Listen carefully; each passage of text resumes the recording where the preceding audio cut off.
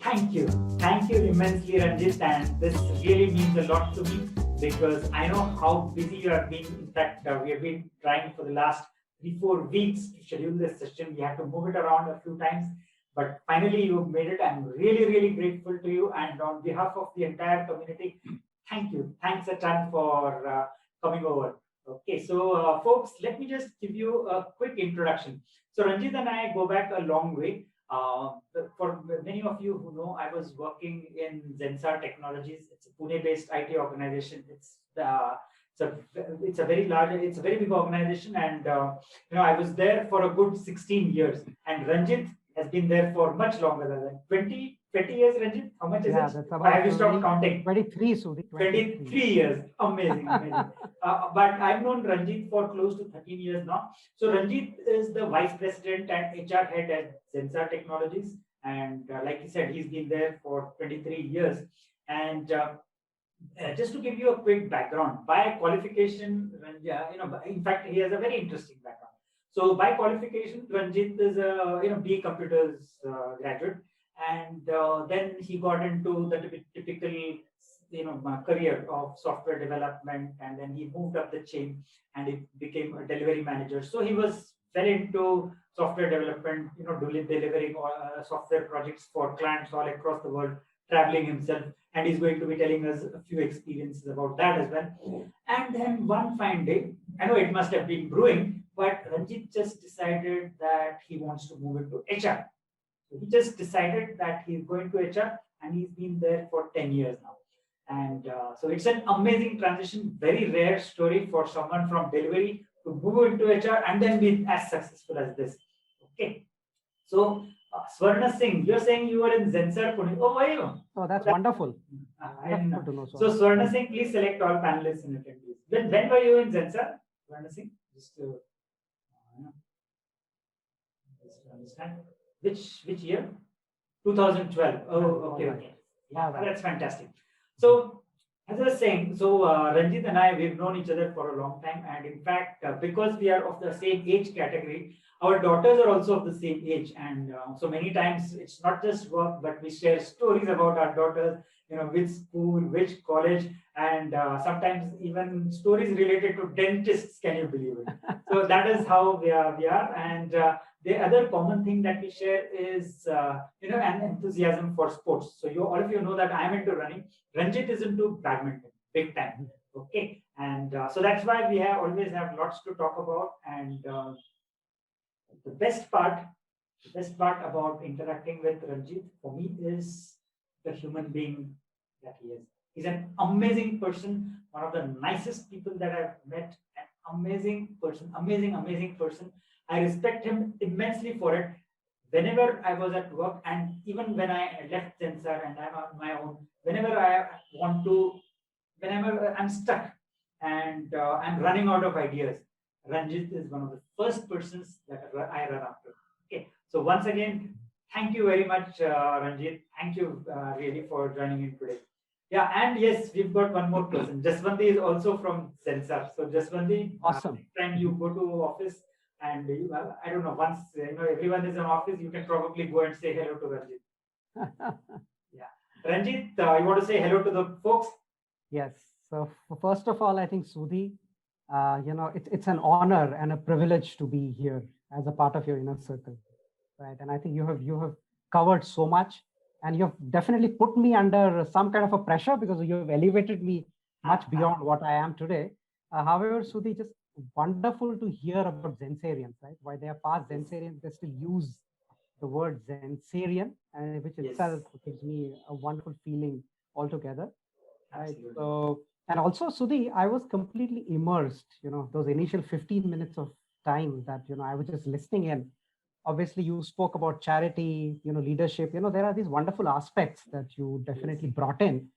And so I almost felt like I've been a part of this inner circle as a participant, maybe already. Right? So thanks for that, Sudhi. And moreover, for everyone, it has been, as Sudhi covered, knowing Sudhi for more than a decade as a friend has just been incredible and just been wonderful. So first of all, also a big thanks to all of you. I think I can see about 61 odd participants And I Yes. understand that, joined from different countries, different regions. So thanks for making time, and let's, have this. I know it cannot be an interactive session of a kind that was during Yes. pre-COVID, but sooner, rather than later, we will come back to that. But however, Absolutely. we can Yes. still Yes. make it as interactive via the medium Yes. Yes. through that Yeah. we have. So, folks, the way it's going to go is I'll be asking Ranjit a set of questions, and the topic for tonight is conflict management. Sometime back I'd done a poll in our community about what are the topics that you feel strongly about, that you want to learn a lot about, and conflict management came on top. And I decided that yes, who better than Ranjit to get hold of and talk about it. So that is the topic. I'm going to be asking him questions. Please make notes as you go along, and you also have your questions ready, because yes, I may not be able to bring you online, but at a later stage I'm going to be opening the floor for your questions as well. So that's how it's going to be, Ranjit.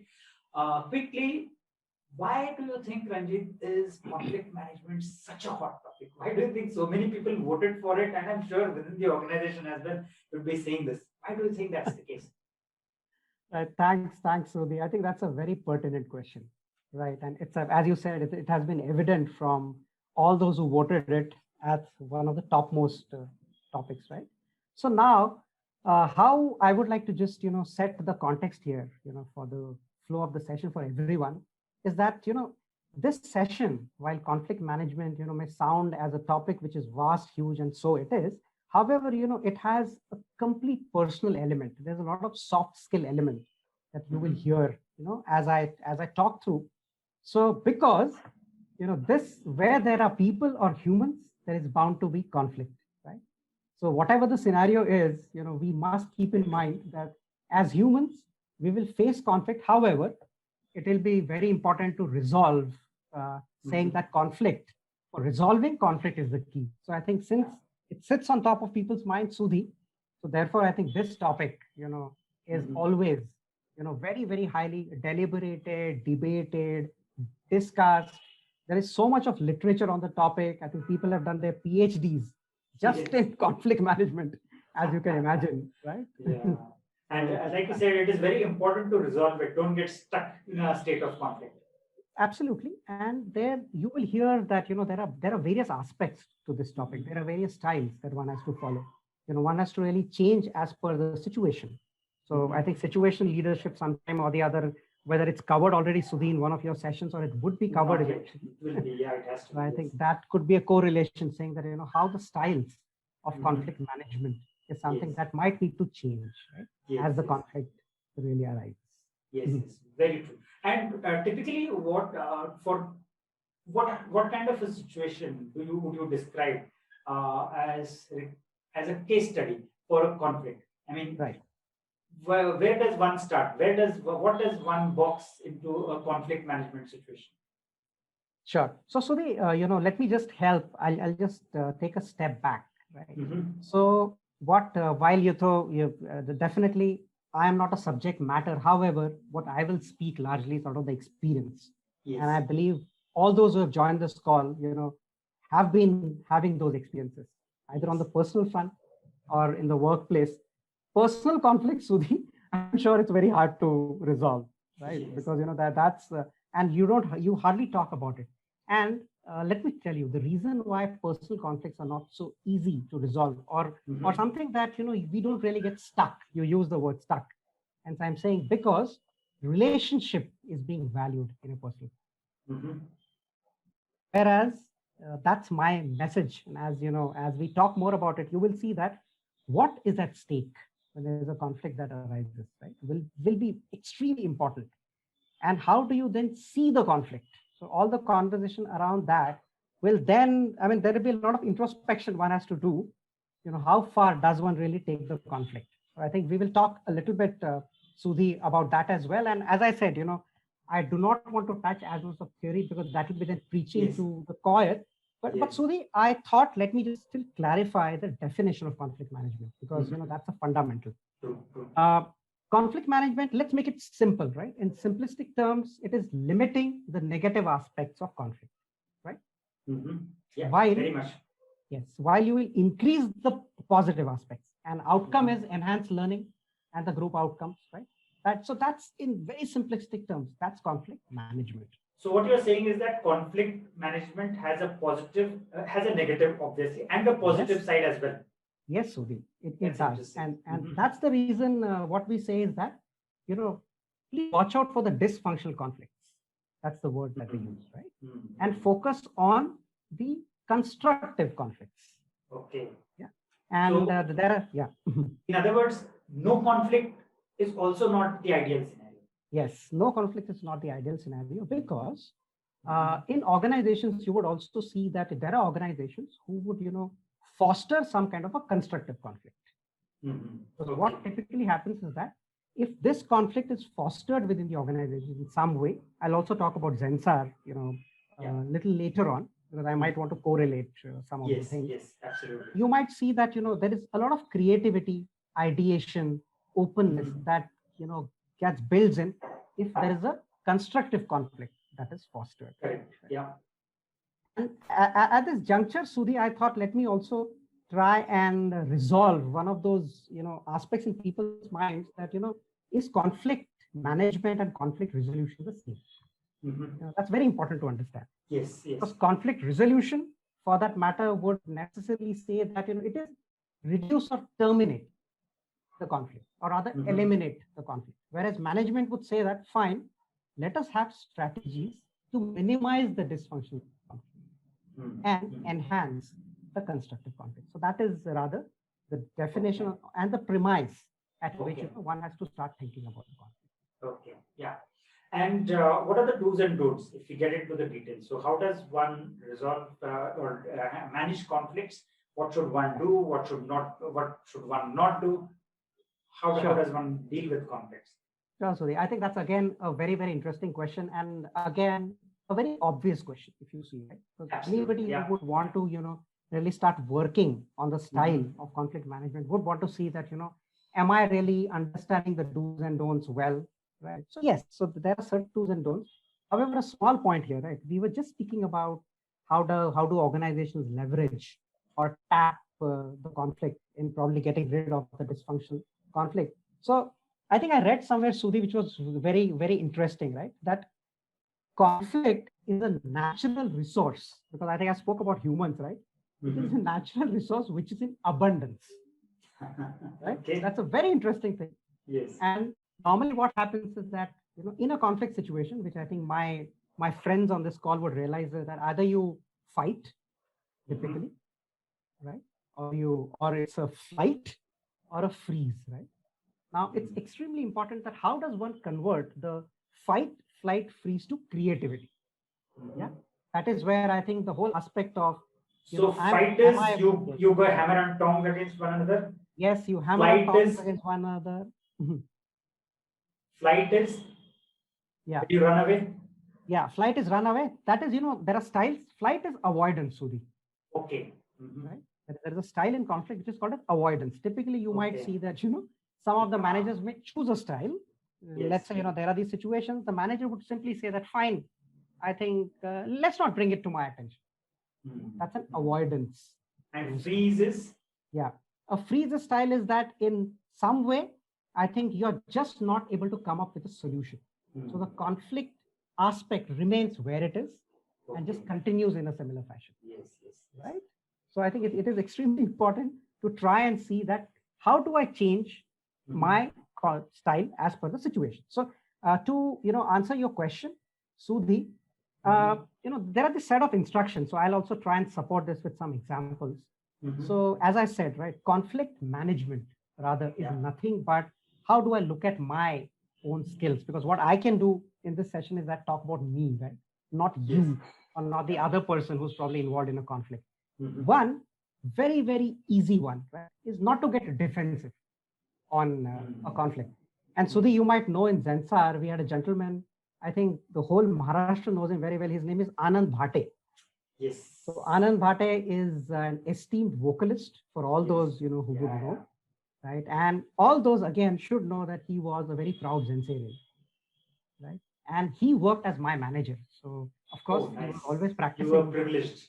I was very, very privileged. So you might have heard about him while he was in Zensar. Yes, yes, national award winner too. Yes. So he was, I think, a cloud specialist, an architect, Mhm. and a brilliant Mhm. manager as well. So I have Okay. learned from him is that, he never got defensive, right? Which would Mhm. mean that don't try and correct other person. That is not being Mhm. defensive when a conflict situation arises, right? They may have a point of view, and you might Mhm. just want to signal that you're respecting their opinion. That is not Correct. getting really defensive. And he Mhm. was the one who, again, practiced another thing is to avoid blame game. Because Mhm. in a conflicting situation, you will never be able to reach a conclusion, right? If you are just playing a blame game. Because Mhm. whether it's a situation, whether it's a project aspect, it will never get resolved. You Mhm. will keep on just beating around the bush on that problem, right? And my third point, Sudhi, which I always try and practice myself, is to listen very actively. And in many aspects of leadership, this will have been brought up as well, which is listen, listen, listen. Because before the other person speaks, we actually start making our own, conclusion, Yes. perception. You're preparing the answer in the mind. We're preparing the answer. And I would like to give an example. In Zensar, it is my manager, who's the CHRO for Zensar, Vivek Ranjan. Yes. He possesses this extremely fantastic quality of listening, right? Oh yeah. Because as Absolutely. you can imagine, I think we are a team of senior HR leaders, Yes. and I definitely will say that there are situations which are conflict situations which he has to handle or tackle. But I think he's the last one to speak. That is what I have noticed. Yes. Right? Yeah. But I've yeah, seen him in fact, I must share this with you. I've seen him in, during my time in Zensar, I've seen him in very heated meetings and yes, exactly the way you described. He'll be yes, quiet and then when he speaks at the end, he makes absolute sense. And you can correct. see that he's picked up small points, nuances from the entire meeting and then he's put his point across. So yeah, very true. Absolutely, Sudhi. I mean, that is what happens, that you're able to get a perspective of everyone while you make your point, right? So Mhm. that is something that tremendously helps in, taking care of the conflict situations, right? And another one, which I think most of us have again seen, is that people are just not able to tame their emotions, Mhm. right? I mean, you just go berserk, you Yes. just go furious, you just go angry. And again, I have a situation, I'm definitely not going to name this manager, but it so happens that this man, I think we all were in a room, and there was a very critical issue which was being Mhm. discussed. The manager joined us from the UK, and he just started shouting without really understanding Ish. the issue. However, he was making some points, but I think the Mhm. tone, his tone Mhm. was such Mhm. that we couldn't just absorb what he said, because we already made Correct. up our we already made Yes. up our mind saying that he's just Very not true. right because Yeah. he's shouting. However, when the situation relaxed, when I came back home, Mhm. and I was just thinking about the problem, I realized that what he was saying was not wrong. It was rather what he was saying was correct. Right. Mhm. At that point, I realized that had he not shouted, had he Mhm. tamed his emotions, I'm sure that we could have gotten better to understand him even better there. So that would be Absolutely. Sudhi, Yeah. a very, very critical aspect. It could be Yes. a part of your personality, but if you're really looking at the outcome of conflict resolution, then I think you have to be taming It's your always about how you say it, not what you say. So you that's may make the right point, but if you don't say it properly, then it won't go down well. correct. So this is again, Sudhi, related to taking things personally, right? As I said, Yes. there's nothing but just soft skill that one needs to be very Yeah. closely looking at. One question that I have in this regard is, the people here, I'm asking Yeah. on their behalf actually, is the first thought that comes to mind is, it's all well and nice for me to learn about conflict management and implement all this. But what if the person in front of me has not been a part of a session like this and is going wild and crazy? Or how do I deal with that? Yeah. So, Sudhi, I think in some way, I just tried to, it's sometime back I said that, it's good to start with I than you in any conflict, right? Because I think you have to definitely get into a situation where I think both the parties are at least on a plane to Mhm. hear each other, right? In a Yes. situation, Sudhi, that you're saying, what I would suggest or recommend is that, uh, yes, let me just assume that the person is not empathetic enough, right? Either he's not Mhm. gone through your inner circle session, sometime, or Or probably gone through your interview. uh, my interview as well. So I think it's important for me to take the lead there, because I understand some of the principles. And Sudhi, an important aspect there is data, right? Sometimes you have to be really, data is something that you can latch on in such situations where you would say that fine, you're still holding on to your point, but can we then talk about the data that you're trying to defend, let's say, right? And it's just not a question of me proving you over you on your point, but rather if we talk data, and then I use the principles at the back of my mind that, am I being accommodative? Am I being compromising? Am I being, a compete kind of a stance that I'm taking? I should be able to convert the situation, not in that very first meeting, let's say, but I should be able to get somewhere in that initial conversation, which gives the person to, at least a feeling that, I am at least tried to be understood from the other part. Very true, very true. And even if it is your boss, your manager, or whoever else, someone above you in the hierarchy, still, if you follow this approach of you doing the right thing and bringing in data to make your point and not reacting like you described, fight, flight, or freeze. Or freeze. Yeah, if one doesn't do that, then with time that can definitely be managed really well. But yeah, I think it's getting quite serious. So I'd like to know if there have been any incidents where a conflict was a potential conflict was probably evaded. And I know I've heard a lot of your stories. You've traveled across the world. I know lots of those stories. Maybe can you tell us from your experience? Yeah. How conflict can sometimes be avoided just by some common sense or control of emotions? Yeah. So Sudhi, let me give one example, right, which happened very recently in our organization, right? Because another very important part is to add humor, right? I mean, you can probably understand what could be a situation. I think this was as recent as last week. There was a situation in the organization, I think, where we started losing, some of the employees to attrition in one of the business units owing to XYZ reasons, right? So I think it's Vivek, my manager, all of us are sitting, and then we were waiting for this leader who was to join us from the US, right? And then someone just told us that he's been very long in client meetings and he's been really spending long hours, right? And it was a situation where all of us were rather tense because he would join and then, we'll start immediately jumping on the topic. So someone just quickly made a statement when he joined saying that, hey, I believe since you have to stay up so much, I hope you were not asleep in the client meetings. So somehow I think 3 of us felt a bit this thing, but I think the whole room really got absolutely lightened. That is something that I can just say. So just use the humor wisely.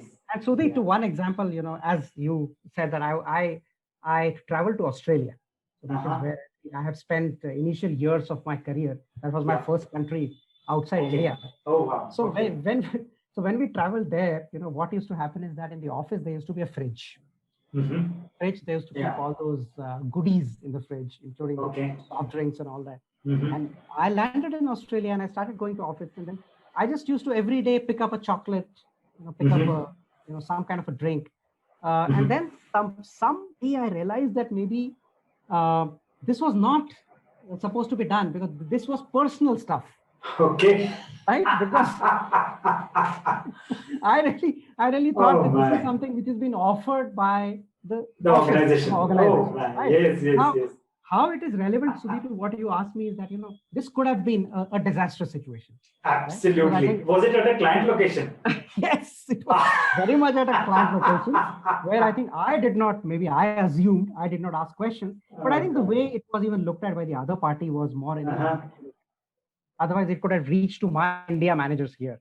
And unnecessarily, because of my assumption, it would have created a further dent for the organization and us, right? So that is how maybe the customer did look at the situation.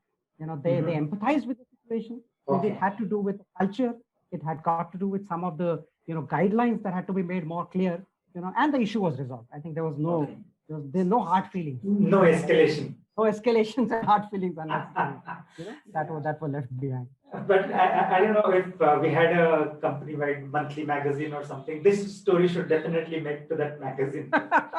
Oh my God. And then after that, I learned to let everyone know. You used to travel to Australia or any other region that, please try and understand, please try and make sure that, you're very well aware of, the norms there in those Yes. offices, So, particularly. yeah, I'm sure you must be grateful to the people in Australia who took Absolutely. this well. Has there been Absolutely. a reversal, a role reversal? That is, something was done to you and you managed to not get agitated or worked up. Has that also happened? Yeah. So I think that has also happened, a number of times, Sudhi. Mhm. Let me give you one example again, right? So this was, I think, a very professional setup of a training, right?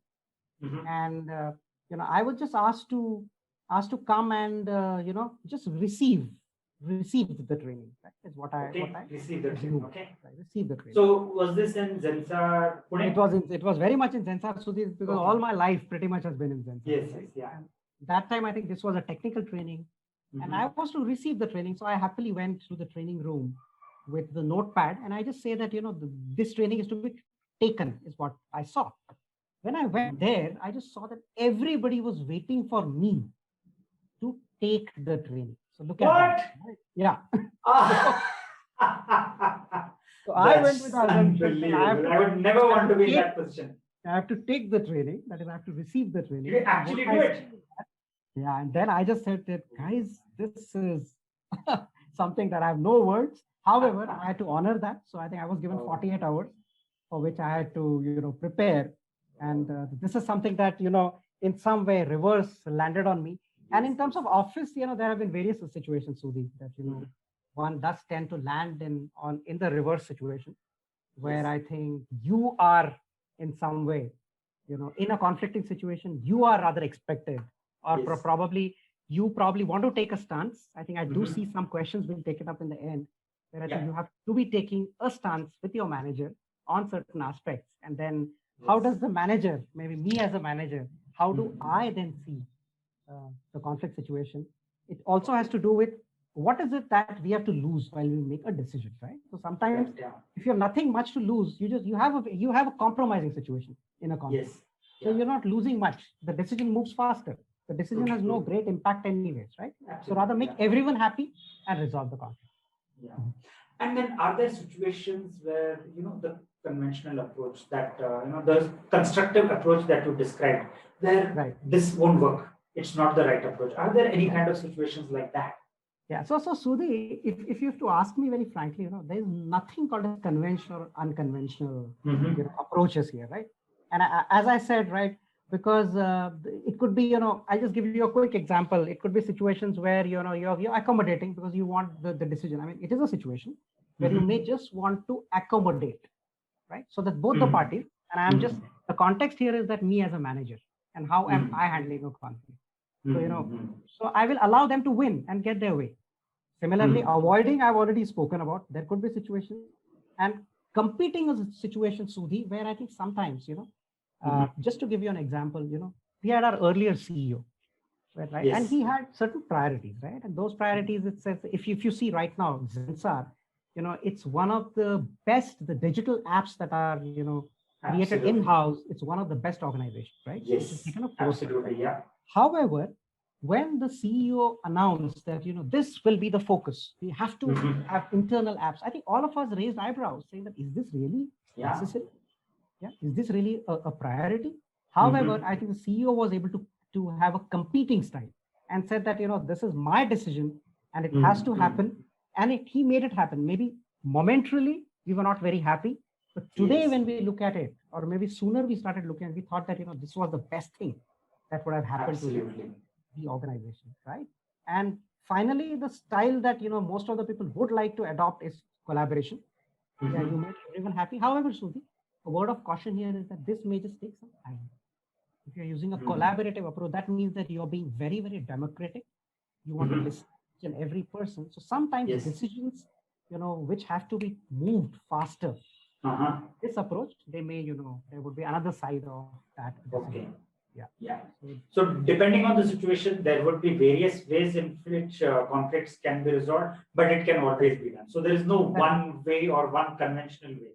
That's what you're saying. That's right. And Suri, as a leader, there is something very interesting that I want to highlight.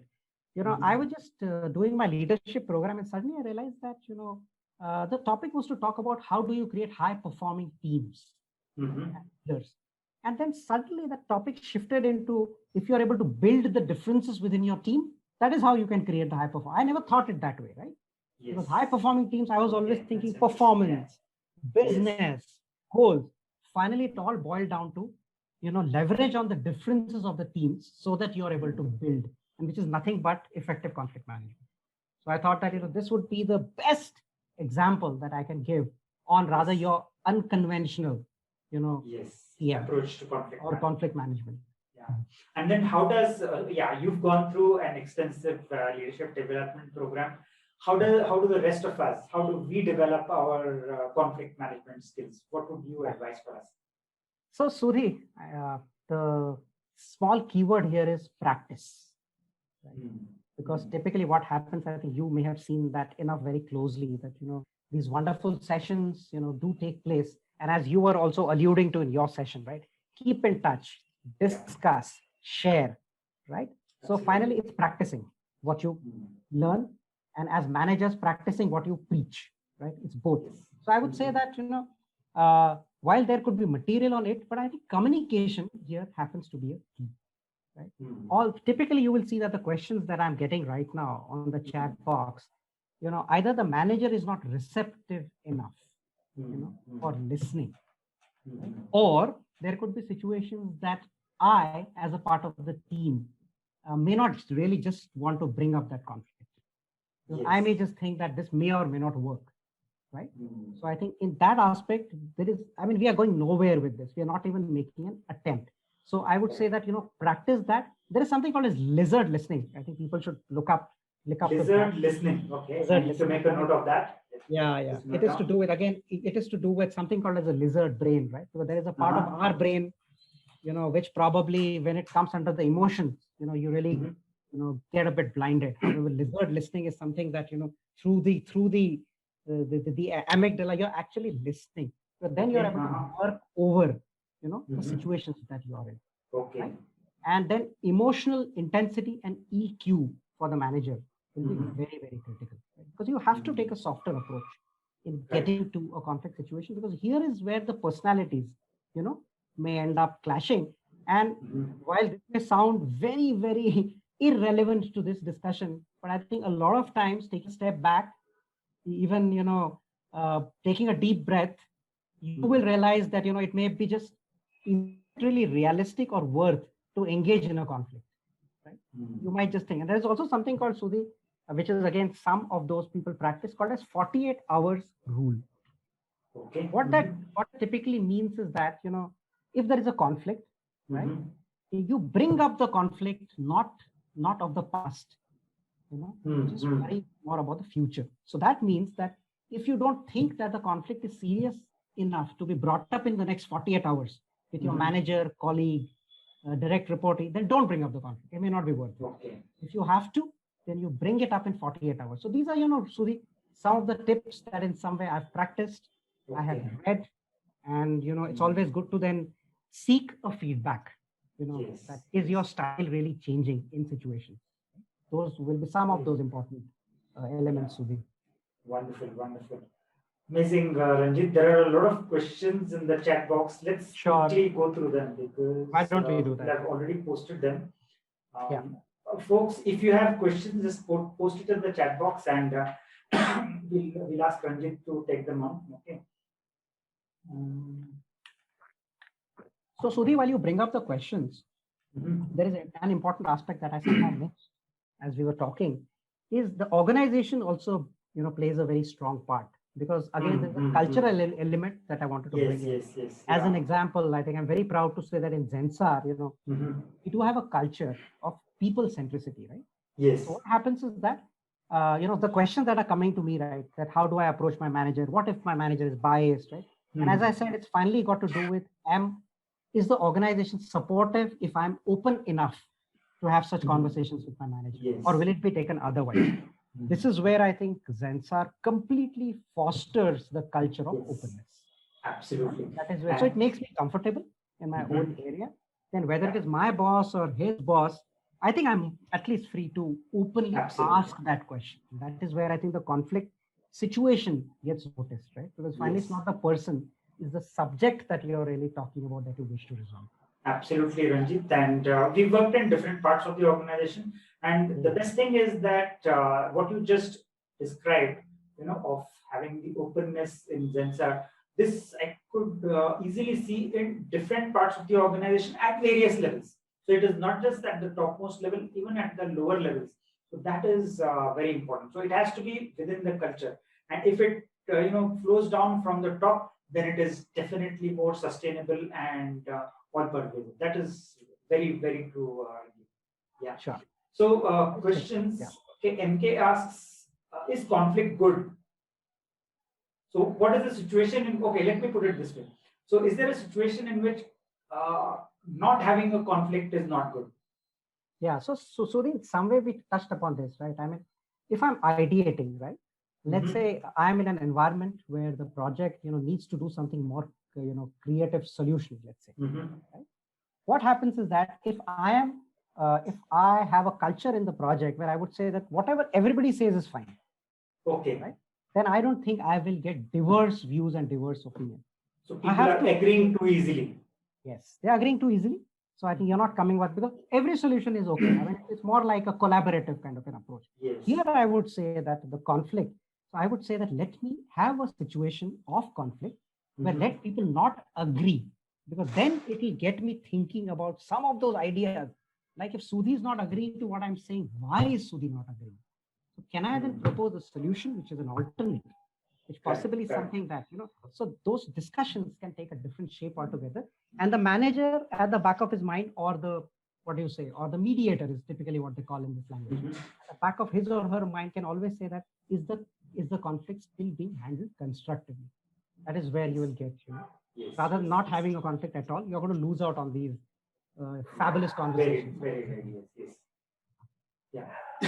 Vinit Khanna asks, how to manage a conflict with one's manager who's only looking at fishing out mistakes and makes a story with only one-sided story? Yeah. So again, there are two ways, Vinit, this can be handled. One is that either you can, always go with what is happening, right? I mean, you've been seeing this happen with the manager.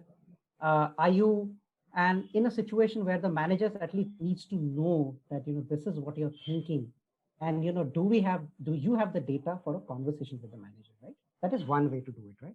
So that you're in some way showing the manager a kind of a mirror saying that, this is the data, which is showing that there is a biased approach, which is being followed, right? That's one way. Other way is to have a mediator in this conflict, right? Either it could be your manager's manager, where, we could look up for a skip level up meeting where this issue is discussed. Because again, you are very clear. And if your aim or your purpose or objective is rather to resolve the biasness that you're seeing, rather than talking about the personality of the manager, that is where I think it will start helping. At least the issue will come out rather than the manager as a personality, which then keeps on going round and round. So you continue to be respectful to the individual, focused on getting data and dealing with the situation. That is what in a workplace setup, Sudhi, in a workplace setup, that is what should matter to me, right? In a workplace setup, focus on the issue rather than the person. In a personal situation, I have to look at both. Yeah, that's true. Yeah. And get help, because in organizations, there will always be help. There will be there could be HR, there could be someone else. You can seek help from the appropriate people. Yes. Yeah. I mean, the issue has to be brought to the fore, Sudhi. Whatever the issue is, that has to be brought to the fore. So brought to the fore. Don't suffer in silence. Absolutely. Because it's not helping anyone. And the managers in most of the times may just even not be aware of this. Oh, yeah. Yeah. You are, spending sleepless nights, and the manager is probably clueless of that. You have a big problem in life about him or her. Exactly. And I think it works. I mean, it's not going to be easy. I can say that. Right. And it sounds simplistic. However, it's not going to be easy. However, you will get your way through eventually. Very good. Yeah. Look at it that way. And Sanjeev Sharma asks, his perception of being judgmental about someone leads to bigger conflict. So Basically, if someone is judgmental, then does that lead? So when you are judgmental about a person, then maybe you already have preconceived notions. So is there a flare up more likely in such situations? Absolutely, yes, Sudhi, because being judgmental itself is something that defeats a conflict resolution, approach that you wish to take, right? Because Very sometimes if important. you think of it, right, you will, and if you just ask yourselves a few questions, as an example, you're judgmental about what in the person? What are those things, one, two, three, four, five, that I'm Yes. judgmental about? I think gradually you will start separating, the perception versus again, the pointers that are coming your way. And then I think it'll be easier for you to just work on those two or three things which have made you judgmental. And the person is also aware in more than one way that you are being judgmental. So even the way of interacting with you by that person is also not going to be, something which is conducive to a conflict resolution or a conflict management situation. And many times unknowingly, maybe we may be judgmental ourselves. So if I think that my manager is not a good listener or not receptive to ideas, and then I reluctantly go to him with an idea, the way I come across that itself will demonstrate that I don't have a positive vibe with him. And that could just create more problems, right? Yes, that's true. However, there's an interesting, I would probably use the word phenomena here. There are some, let me put it very bluntly, very openly, Sudhi, and I'll take the liberty. There are some whom, they may be termed as people who are, let's say, bullies, who are someone who just won't listen, whatever way it is. Maybe those could be the ones sometimes, because I have to be realistic in this session, Sudhi. Yes, those are the ones sometimes they have to be separated out. I mean, because there's not much that can be done with them. Yeah. Right. None of your principles that I spoke about is really going to work. Sometimes they are way beyond that, but I think there are not too many of them. However, there are. Yes. And you just may not want to, then completely consume all your energies and invest, all the principles on those people. They can just be left separate, and you can still work. You can still coexist. I can say that. Very cool. Yeah.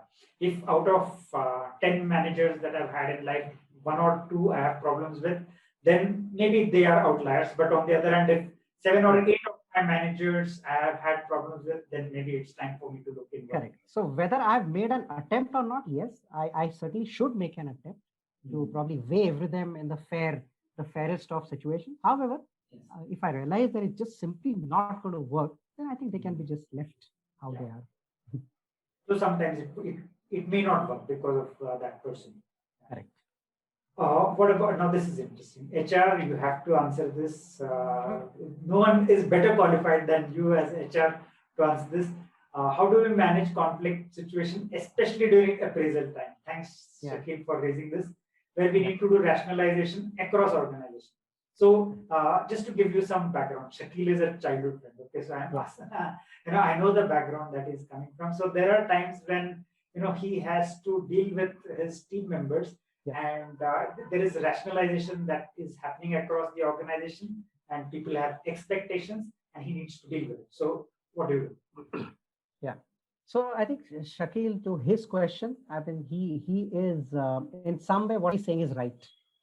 I mean, you will come across such situations because when you talk about rationalization, right? I mean, whether you call it a bell curve which was around and which is not around anymore, in many organizations you can still see that while they have abolished the bell curve, I think the distribution, let's say the reward distribution in some way has to still apply, via a bell curve kind of a mechanism.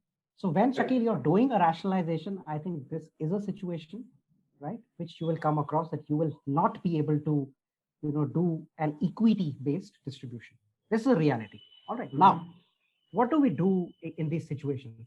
So one thing that, as an organization, we have tried to adopt is that the expectation setting, right, also becomes very critical in many of such situations. And can I do this expectation setting a little ahead of time? Because typically what happens is that when I land in a cycle, right, and I have to do this with absolutely no expectation that I set, and the outcome is something that I, as a manager, may not be very pleased with, but I think one has to wear an organization hat and take these decisions, right? So what some managers have been good at is that, maybe 3 months, beforehand, they will have at least done some of their homework. Let's say 3 months or 2 months prior to the cycle that you're going to get in, and they actually start setting some expectations during the cycle itself. Because typically, the performance rating that you have should be proportional to the distribution that would happen, right? If you are talking purely about the performance rating, then at least somewhere in your mind, if you have larger teams, you will have already made some decisions in your compartments, right, about the performance of the individuals, because you cannot do it exactly same for all. So I think the only key is to start setting those expectations. You will not be able to completely, resolve the situation in that scenario. However, you certainly will be able to minimize, because you would have set such expectations amongst your teams.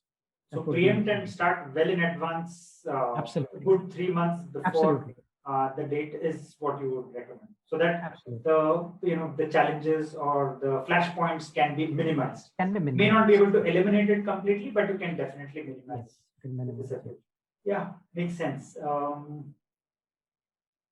Sanjeev says this: everyone thinks with open mind and allow each other to listen to each other. Conflict could be either avoided or win-win. It can be a win-win situation. Yeah, very much, Sanjeev. Okay, Rohit asked. In my mind, I can draw a lot of parallels between negotiation skills and conflict management. Is there a difference between the two, Ranjit? Yeah, see, I think there are many words that Rohit, right? Rohit asked this question. Yeah.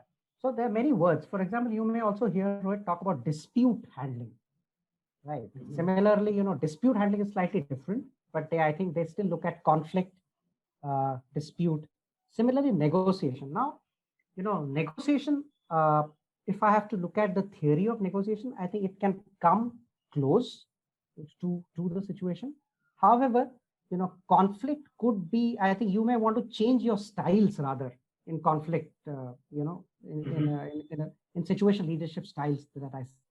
For negotiation, I think you might want to typically see yourself as someone who will be able to constructively put a point above the other in the negotiation. So that typically it could be left with win-lose or win-win. And as I said, a lose-lose situation may not be the best in negotiation. Absolutely. Whereas a lose-lose situation in conflict could be more as an accommodative. You've left it saying that, okay, both of us collaborate. Disagree. Disagree. Whereas in negotiation, I think this may not really work effectively. That's not the best possible use of time. Right. So that is where I would like to draw some of the differences between the two. Okay. Yeah.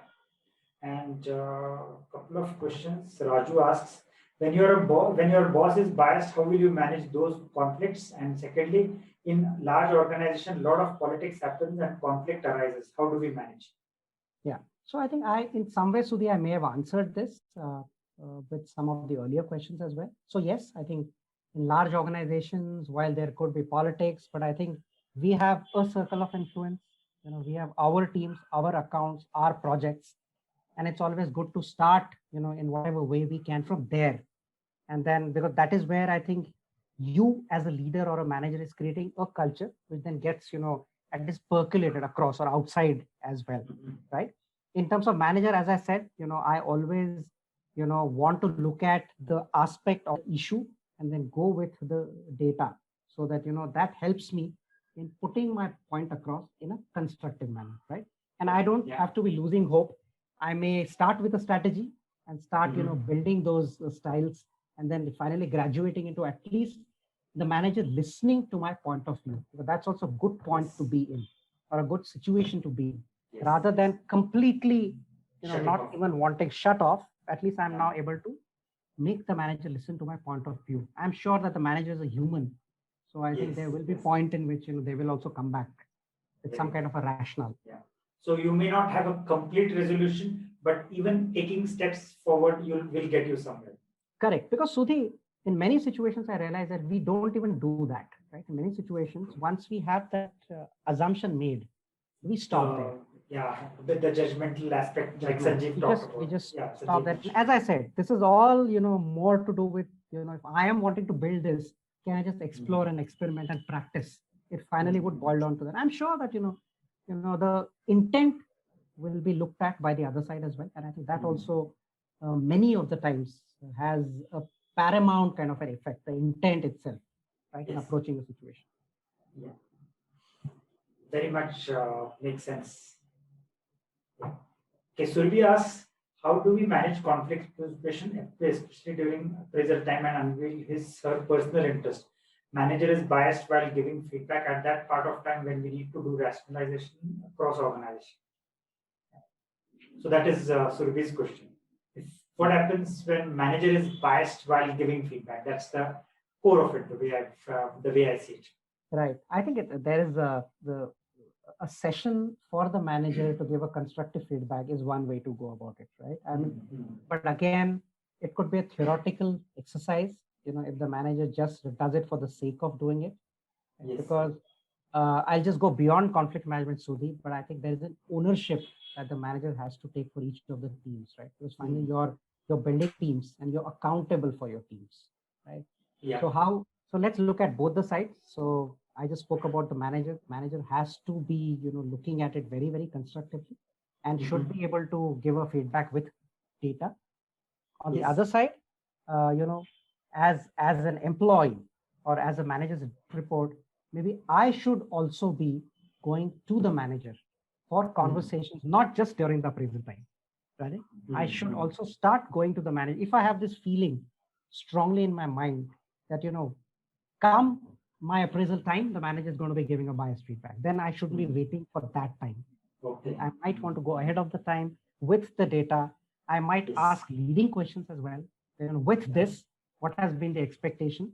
And should you then be looking at it any differently in the coming cycles? These are some of the leading questions with data. I'm sure it makes the manager rethink than probably coming in the room just once a year.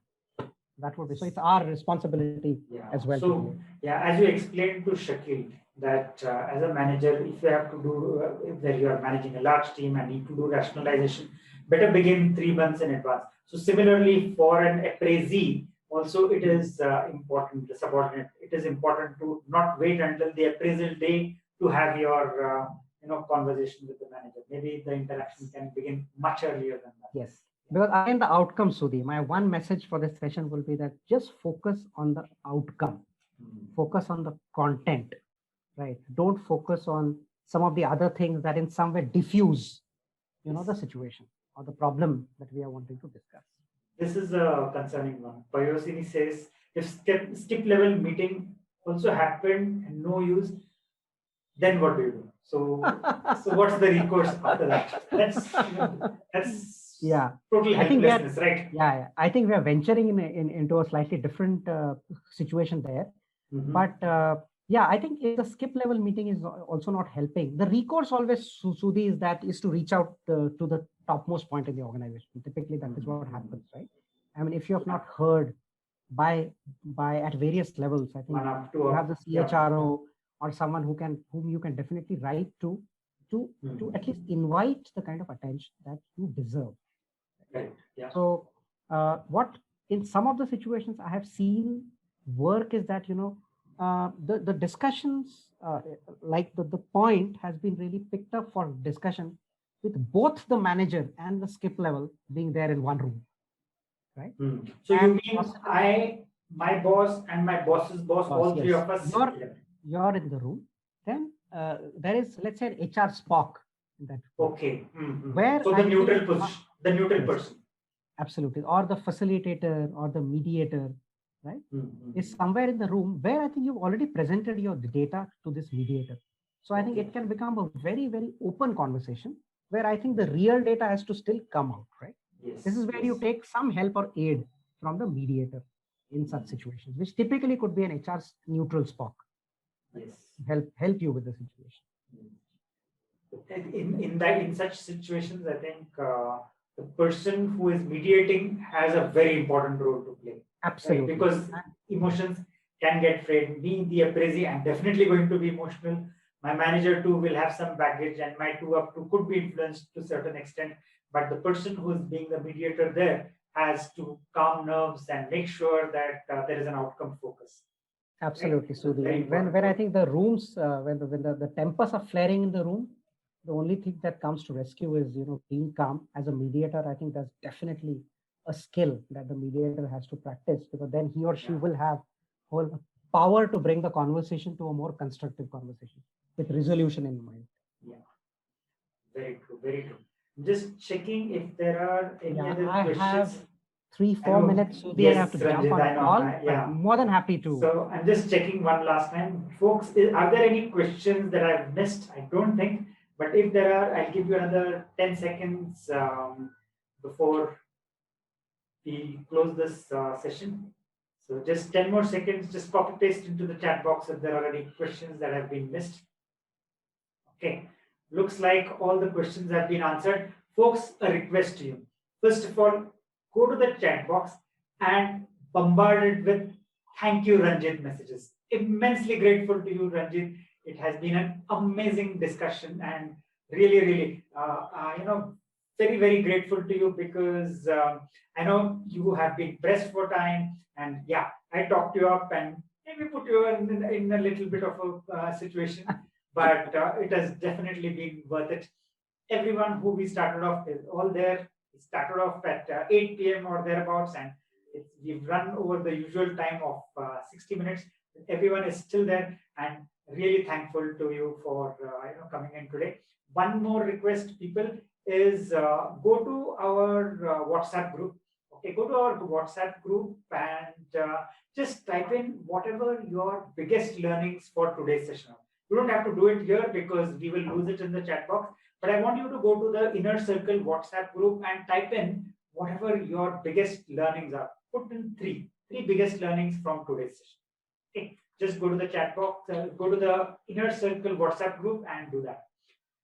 Thank you once again, Ranjit. It has been amazing to have you here. And I know you are a busy man, but what I am going to demand from you, and I know I can do this, is whenever we want, whenever we feel the need, whenever I think there is a relevant topic, we will have you back. That is a promise that I'm absolutely, Sudhi. As I said, always, it's an honor, absolute honor, Sudhi, to be on the session, and great to see all the participants, and I think their involvement. The questions have been great. I mean, some of the questions did make me rethink, make me wonder. So I think that just is amazing. It's amazing energy. I could feel as if I am, physically in a room with all of you. And it could be nothing greater than that. Of course, I can see Anju also on this. Oh, yeah. All right. So Sudhi and everyone else, thank you so much. Thanks a lot. All right. Thank you, Sudhi.